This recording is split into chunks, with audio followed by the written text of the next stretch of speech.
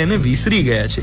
અને સૌથી અગત્યની વાત તો એ છે કે બહુ જ ઓછા સમાચારો એવા હોય છે જેની સાથે આપણને ખરેખર અંગત નિસ્બત હોય, આપણને પર્સનલી અફેક્ટ કરતા હોય એવા તો બહુ જ ઓછા ન્યૂઝ હોય છે. સુશાંતના મૃત્યુમાં આખો દેશ ચર્ચાને ચગડોળે ચડ્યો.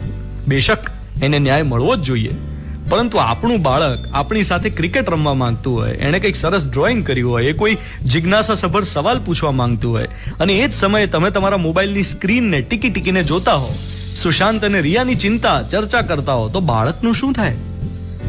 કંગના અને અર્ણબ આપણા મૂડને ગંભીર અસર કરે એ તો કેમ ચાલે?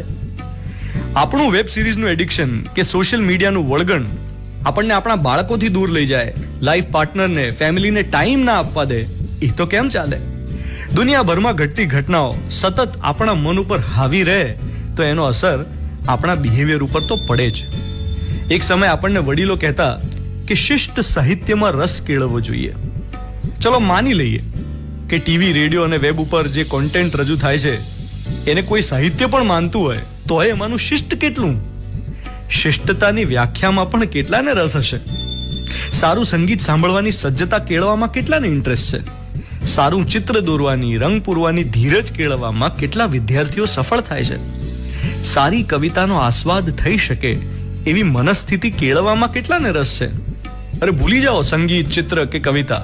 ભોજન પ્રત્યે ખૂબ પ્રીતિ હોય તો સ્વાદિષ્ટ જમણને મોબાઈલ અને ટીવીની સ્ક્રીનથી દૂર રહીને માણનારા કેટલા માણસો હશે? જો તમે ખરેખર આ દરેક બાબતે સહજ હો અને મનને સમયાંતરે સેનિટાઈઝ કરી શકતા હો તો તમારી જીવન બગિયા પ્રસન્નતાથી મહેકતી હશે એમ હું ખાતરીપૂર્વક કહી શકું. You are listening to Mirchi. હું છું ધ્વનિત, તમારી સાથે. Good morning my dear.